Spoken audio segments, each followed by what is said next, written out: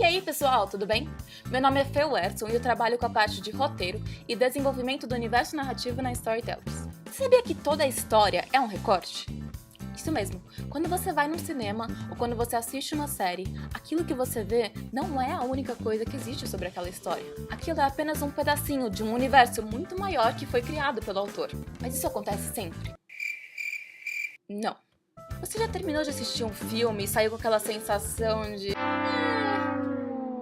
Você sentiu que estava faltando algo, que as coisas não se encaixavam direito, tinha alguma coisa estranha? É provavelmente porque o próprio autor que escreveu aquela história não sabia sobre todas as etapas, sobre todos os acontecimentos daquele universo. E ele mesmo nem deveria saber responder essas perguntas que você se fez enquanto assistia aquela trama. Mas isso também não significa que o autor deve despejar todas as informações que ele tem sobre aquele universo, sobre aquele personagem, para o público assistir tudo de uma vez.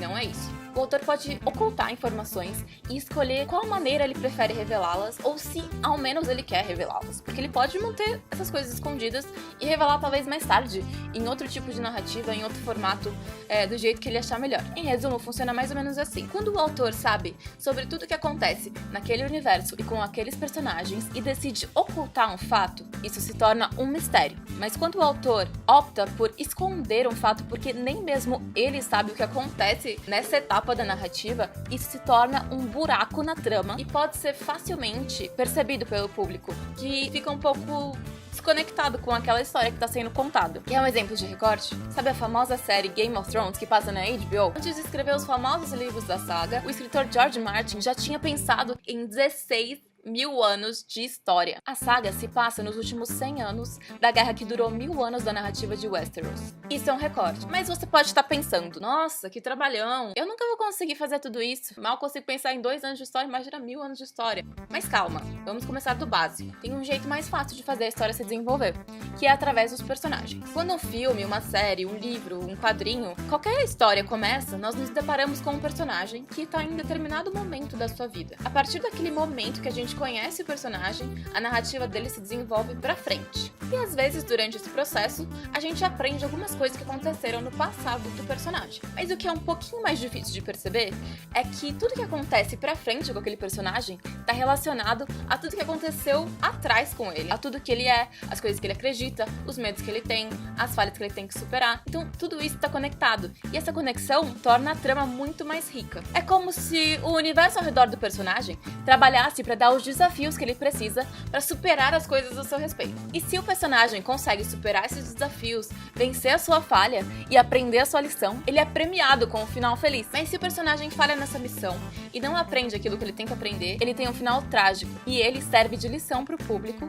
e para os outros personagens ao redor. Esse final trágico é muitas vezes o papel do mentor que aparece em vários filmes e séries. O mentor é aquele que não aprendeu sua lição a tempo ou aprendeu a lição muito mais tarde do que deveria e agora ele passa esses ensinamentos adiante. Você pode até perceber que em boas narrativas o mentor morre. Nós temos o Obi-Wan em Star Wars, nós temos o Dumbledore em Harry Potter, o Professor Xavier no X-Men, que morre, aliás, 2 vezes, o Gandalf do Senhor dos Anéis, Morpheus do Matrix, Don Corleone no Poderoso Chefão, Don Diego do Zorro, Mufasa no Rei Leão, que por vezes atua como mentor, o personagem próximo do Gladiador. Enfim, comecem a perceber agora nas narrativas que vocês assistem quando um personagem morre e por que ele morre. Normalmente ele morre por ser traído pela própria falha, por não aprender a sua lição. O foco realmente do vídeo de hoje é entender como se começa tudo isso, porque são muitas coisas, é muito complexo, então é legal a gente pensar no ponto de início. Entender como eu sei o que meu personagem precisa aprender, qual que é a lição, qual que é a falha, como é que eu monto tudo isso, da onde que eu vou tirar tanta história. Bom, tem várias formas e se você pesquisar, tem diversos livros que falam sobre como os autores devem começar uma história, como eles devem pensar na narrativa. Nós, Storytellers, começamos entendendo o personagem, o que ele representa, quem ele é, de onde ele veio. E isso implica em pensar em toda a backstory daquele personagem e dos outros personagens também envolvidos na trama. A backstory significa tudo o que aconteceu com o personagem antes dele chegar naquele momento em que começa a nossa história. A backstory também pode incluir descobrir a trajetória dos pais daquele personagem, o contexto histórico em que ele tá inserido e como ele e as pessoas ao redor dele interagem com esse contexto, como eles interagem entre si. Todos esses fatores são muito importantes. Por exemplo, o seu personagem pode ser filho de imigrantes e essa informação vai ter uma relevância diferente dependendo do país em que ele nascer. Os pais podem ter sido perseguidos e isso influencia na maneira como eles veem o mundo e como eles criam um filho. Ou não, os pais do seu personagem podem ter nascido numa família muito rica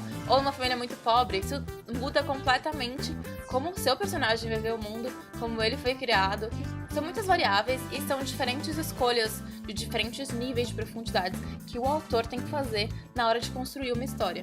Como, por exemplo, uma caracterização do personagem que diz respeito à cor dos olhos dele, qual tipo de roupa que ele usa, até uma escolha muito mais profunda que diz respeito à real personalidade dele, aos desejos mais profundos que talvez nem ele mesmo saiba a respeito. Então vamos começar pensando em quem é esse personagem que você quer criar, quem é essa pessoa, por que ela é tão especial assim? E a pergunta que é guia das maiores narrativas é: qual é o maior desejo do personagem? O que é a coisa que ele mais deseja nesse universo? Por mais que seu personagem não saiba quão forte é esse desejo que ele tem, você tem que saber que ao longo da narrativa pode ser que ele tenha que fazer sacrifícios muito dolorosos para conseguir aquilo que ele deseja. Bom, tendo esse desejo primordial estabelecido, você pode começar a se perguntar por que ele quer tanto isso? Quais fatores internos e da vida dele, externos, do ambiente em que ele vive, impulsionam ele para ele ter esse tipo de desejo? E quanto mais consolidado o seu personagem fica, mais você se torna apto a responder outras perguntas, como qual é o maior medo do meu personagem? O que poderia impedir meu personagem de alcançar aquilo que ele mais deseja? Quais são os fatores dentro do mundo dele que jogam a favor para ele conseguir esse objetivo? E quais são os fatores que jogam contra? E aí a gente entra na parte do vilão. Qual é o maior impedimento para o meu personagem? Qual que é essa força antagônica? E tem que ser uma força tão forte quanto o desejo do seu personagem, porque senão a história fica sem graça. Como essa força do antagonismo pode ser personificada em um outro personagem, ou em uma situação, um lugar, como uma prisão, por exemplo. Às vezes a prisão é uma coisa que impede o seu personagem de conseguir aquilo que ele quer. E como esse personagem é capaz de enfrentar essa força do antagonismo? Qual é o superpoder que tem dentro dele que não depende de nenhuma arma externa, de ninguém, que ele pode usar, que se ele trabalhar, ele consegue vencer essa força do antagonismo e conseguir realmente o que ele quer. Além disso, qual que é a falha dele? O que poderia levá-lo a ter um fim trágico? O que ele precisa superar para conseguir esse final feliz? A partir da resposta dessas perguntas, a narrativa vai se desenvolvendo e você consegue responder outros tipos de perguntas. Outras perguntas do tipo onde ele nasceu, quem são os pais dele, qual é a relação dele com as pessoas ao redor dele, no que ele acredita sobre o mundo, quais são as reações características que ele tem, como ele se comunica, como ele se expressa, como que o passado dele influencia no que ele é hoje, quais são os trejeitos, a postura, o jeito de falar, como ele se veste, por que ele se veste dessa forma, como a história anterior, o backstory dele influencia na postura, na entonação, no humor que ele tem, na maneira que ele enfrenta a vida. Bom, por hoje é isso, pessoal. Se vocês quiserem ver mais exemplos de backstory aplicados a narrativas conhecidas, é só clicar no link que eu vou colocar aqui no descritivo do vídeo, que vai pro nosso blog da Storytellers. E comentem aí embaixo também sobre como vocês começam a escrever a história de vocês, quais perguntas vocês fazem, como vocês se inspiram, que a gente quer saber também. Na próxima quinta eu vou postar um outro vídeo falando um pouco mais sobre esse processo de preparação das histórias. Um beijo e até a próxima!